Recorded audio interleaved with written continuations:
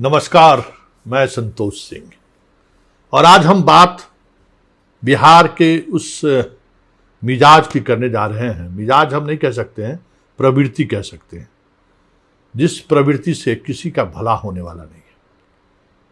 क्या हुआ? संतोष सिंह को बचा लिए जेल जाने से। हम सिवान के संतोष सिंह की बात कर रहे हैं। क्या कहते हैं, सिंह सेना से लेके और रणवीर सेना तक के सिंह लोग गए थे वहां। बड़ी बड़ी बातें वो लोग कर रहे थे। बचा लिए संतोष सिंह को जेल जाने से।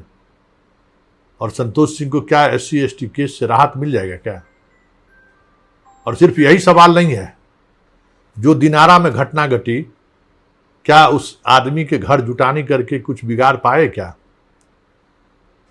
जहानाबाद के नीट की जो घटना घटी, उस घटना में कुछ आप कर पाए क्या? ऐसे एक दो नहीं, दर्जनों मसले हैं जो हाल के महीनों में बिहार में अलग अलग इलाकों में देखने को मिला है। तो फिर इस मोच के शान की बात करना बेईमानी नहीं है। कानून को हाथ में लीजिएगा और कहिएगा कि हम रणवीर सेना है, कहिएगा कि हम सिंह सेना है, कहिएगा कि हम भीम सेना है। कैसे होगा? बिहार के तमाम ऐसे लोगों से मेरा आग्रह है, हाथ जोड़कर विनती है, ये जितना सेना चलाने वाले लोग हैं ना, वो फेसबुक के सेनापति हैं, फेसबुक के सरदार हैं। अपना चंद व्यूज पाने के लिए इसका गैंग चलता है। ये सब एक तरह का गैंगस्टर है, उससे आपको कोई लेना देना नहीं है। संतोष सिंह ने भी जो गुनाह किया है ना, उसी गैंग का वो व्हाट्सएप यूनिवर्सिटी से पढ़ा हुआ वो व्यक्ति है। पूरे इस प्रकरण में आपने संतोष सिंह और संतोष सिंह के परिवार की दलील को सुना होगा। क्या हमारे आपके पास इतना वक्त है कि हम अंबेडकर, गांधी और भगत सिंह और गोडसे ने क्या कहा, इस पर आज हम डिस्कशन करें? आज हम कहां खड़े हैं, जरा कभी सोचिए। अभी BPSC का रिजल्ट निकला है। जितने ये सेना वाले लोग हैं, जरा बताइए कि आपके सेना के कितने लोग जो है वहां से पास किए हैं। पढ़ाई में गांव गांव में आप नजर दौड़ा के देखिए कि ये जो रणवीर सेना हो, चाहे सिंह सेना हो या जो भी सेना हो, अपने गांव में जरा पलट कर देखिए कि पढ़ाई लिखाई की क्या स्थिति है। तो भीम सेना जैसे लोग तो ये चाहता ही है कि आप भी उसी के पैटर्न पर गाली गलौज कीजिए, आप उसी के राह पर चले जाइए। अपने पुरखों से, अपने बाप दादा से सीखिए। और एक सामान्य बात है कि शतरंज का खेल कभी खेले हैं? कभी शतरंज के खिलाड़ी से मिलिए। जब दो बड़े शतरंज के खिलाड़ी आमने सामने होते हैं ना, तो दोनों खिलाड़ियों की कोशिश ये होती है कि हम जिस तरीके से खेलते हैं ना, सामने वाले को भी उसी तरीके से खिला दें। शतरंज में कोई बहुत तेज खेल खेलता है, कोई बहुत मतलब धीमे गति से खेलता है, मतलब चाल चलने में वक्त लेता है, और सामने वाला तेज चलने वाला है। तो दोनों में से एक कोई सफल होगा, वही कि तेज खेलने वाला खिलाड़ी सामने वाले को मजबूर कर दे तेज खेलने के लिए, और जो धीरे खेलने वाला जो खिलाड़ी है वो मजबूर कर दे तेज खेलने वाले को धीरे। तो फिर जो अपने खेल में के तरफ मोड़ने में होंगे, वो उनकी जीत होगी। तो यही समझने की जरूरत है। ये जो हमारा समाज है ना, वो एक शतरंज का चौसर है, और हर कोई प्यादा है, कोई सिपाही है, कोई घोड़ा है, कोई भील है, सब अलग अलग तरीके के, कोई किश्ती है, कोई राजा है, सब अलग अलग, सबका अपना अपना जिम्मेवारी और दायित्व बंधा हुआ है। और एक बात समझिए, ये डेमोक्रेसी है। लड़ने के लिए इस देश में सेना है, बॉर्डर पर। गांव घर में अन्याय होता है तो इसके लिए पुलिस है, प्रशासन है।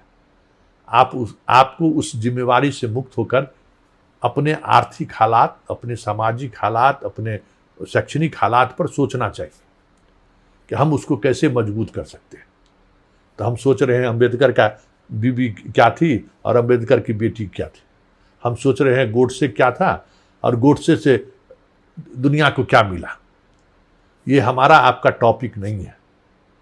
हमारा आपका टॉपिक है सिर्फ और सिर्फ हम अपने समाज को, हम अपने नए जनरेशन को आगे बढ़ाएं।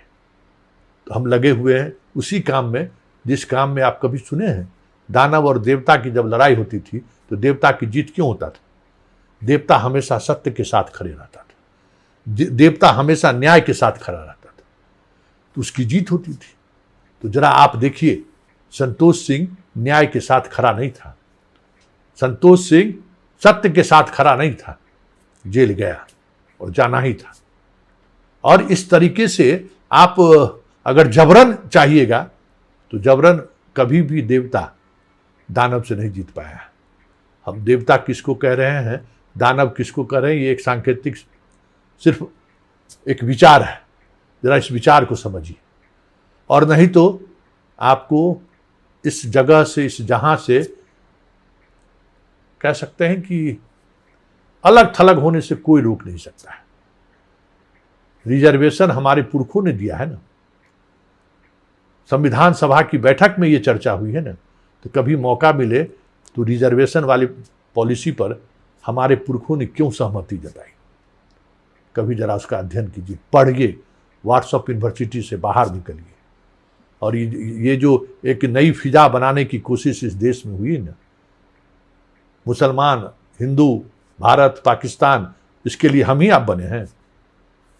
पिछले 14 वर्षों के मोदी के शासनकाल में अगर सबसे ज्यादा अगर किसी को नुकसान हुआ है तो इस देश के सवर्णों को नुकसान हुआ है।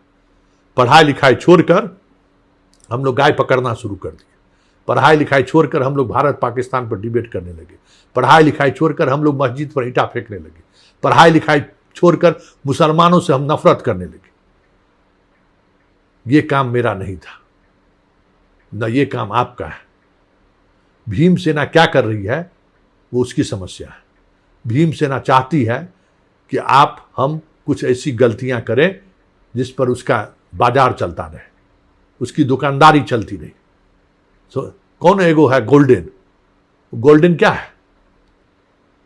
क्या है गोल्डन? एगो जो कुशवाहा है, ये सब लोग जो है ना अपनी दुकानदारी चला रहा है, और भोक्ता वही है जो हिजरा होता है।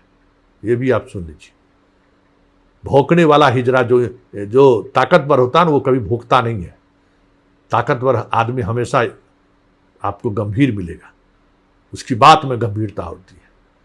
थार उठाए, स्कॉर्पियो उठाए, अब बड़ी बड़ी गाड़ियां, गर्दन में यह मोट का सोना का चेन, हाथ में कारा पहन लिए और पहुंच गए संतोष सिंह को न्याय दिलाने के लिए। मिल गया न्याय है। आजकल देखते हैं टीका लगाने का, अब मोछ बढ़ाने का, अब बाल बढ़ाने के, वाह रे वाह। अरे जिस जमाने में हमारे पुरखे अगर इस तरीके का अगर वस्त्र धारण करते थे तो वो दौर था। आज वो दौर थोड़ी है। आज जो दौर है, कभी मौका मिले तो जयपुर में जितना बड़ा बड़ा होटल है, राजा महाराजा का जो किला है जिसको उसने होटल बनाया है, तो कभी उसके बारे में पढ़िए कि किस तरीके से अपने उस किला को एक अलग तरीके से हेरिटेज के रूप में ही सही अपने आप को, वो अपने उस किला को भी बचा लिया और आज खरबपति भी बना हुआ है। अगर ये सोचता कि हमारा बाप दादा का राजमहल है, इसके बेडरूम में हम दूसरे को कैसे सोने देंगे, तब दलिद्र न होता, जमीन दूर दूर जमीन बिक जाता ना, जैसे हम लोगों का बिक गया। तो सोचिए, संतोष सिंह सबक है, देहरी ओंस जो दिनारा वाली घटना सबक है, और नीट भी सबक है। गलत के साथ खड़े रहिएगा तो समाज भी आपके साथ खड़ा नहीं रहेगा। इसलिए हमेशा देवताओं की जीत या सवर्णों की जीत तब तक रही जब तक हम न्याय के साथ खड़े रहे, जब तक हम सत्य के साथ खड़े रहे।